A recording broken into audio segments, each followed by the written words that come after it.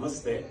ನಾನು ಬದ್ರಿ ಪ್ರಸಾದ್ ಅಂತ animal welfare activist. ಅಂದ್ರೆ ಪ್ರಾಣಿ ದಯಾ ಸಂಘದಲ್ಲಿ ನಾವು ಬಹಳ ಯೋಚನೆ ಮಾಡ್ತಾ ಇದ್ದೀವಿ. ನಾವು ಈಗ ಲೇಟೆಸ್ಟ್ ಸುಮೋಟೋ ಕೇಸ್ ಆಗ್ಬಿಟ್ಟು ಅದರಲ್ಲಿ ಜಡ್ಜಸ್ ಅವ್ರಿಗೆ without checking the back ground ಅವರೇ ಒಂದು ರೂಲಿಂಗ್ ಕೊಟ್ಬಿಟ್ಟಿದ್ದಾರೆ, ವಿಚ್ ಈಸ್ ಎಲ್ಲ ನಾಯಿಗಳನ್ನು ತಗೊಂಡೋಗ್ಬಿಟ್ಟು ಒಂದು ಶೆಲ್ಟರ್ ಅಲ್ಲಿ ಹಾಕ್ಬಿಟ್ಟು ಅಂತ.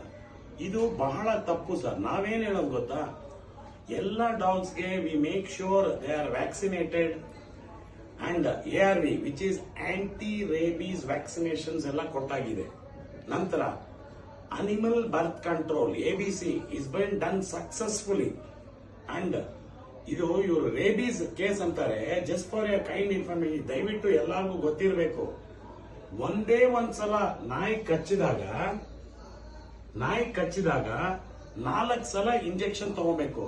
ಅದು ಏನಾಗ್ಬಿಡುತ್ತೆ, 4 ಟೈಮ್ ಕಚ್ತು ಅಂತ ಬಂದ್ಬಿಡುತ್ತೆ.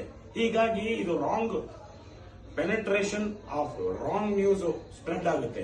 ನಂತರ ಆಚೆ ಮೊನ್ನೆ ಡಿಸ್ಕಷನ್ ಆಗ್ಬೇಕಾದ್ರೆ, ಅಂದ್ರೆ ಜಡ್ಜಸ್ ವರ್ಸಸ್ ಲಾಯರ್ಸ್ ಡಿಸ್ಕಷನ್ ಆಗ್ಬೇಕಾದ್ರೆ, ಡ್ಯೂರಿಂಗ್ ದ ಡಿಸ್ಕಷನ್ ಓನ್ಲಿ ಇವ್ರು ಹೇಳಿದ್ರು, ನೋಡಿ ನಾಯಿಗಳು ಫೀಡರ್ಸ್ ಆರ್ ರೆಸ್ಪಾನ್ಸಿಬಲ್ ಅಂತ. ಅದು ಓನ್ಲಿ ಡಿಸ್ಕಷನ್, ರೂಲಿಂಗ್ ಅಲ್ಲ. ದಯವಿಟ್ಟು ಎಲ್ಲರೂ ಇದನ್ನ ಕೇಳ್ಕೊಂತೀನಿ, ಮನವಿ ಮಾಡ್ಕೊಂತೀನಿ. ಹಾಗಾಗಿ ಇದು ಬಹಳ ಪ್ರಾಣಿಗಳು ಸತ್ತೋಗಿದೆ. ನೋಡಿ, ಆಂಧ್ರದಲ್ಲಿ 800 ನಾಯಿ ಸಾಯಿಸ್ಬಿಟ್ಟಿದ್ದಾರೆ. ಇದು ಯಾವ ನ್ಯಾಯ? JP ನಗರ್, ಬೆಂಗಳೂರು ಜಯನಗರ್ JP ನಗರಲ್ಲಿ ಒಂದು ನಾಯಿಗೆ ಅನ್ಯಾಯವಾಗಿ ರೇಪ್ ಮಾಡಿ ಅದನ್ನ ಸಾಯಿಸಿ, ಇದು ಬಹಳ ಕ್ರೂರಿ ಅಲ್ಲ? ಯಾವ ನ್ಯಾಯ?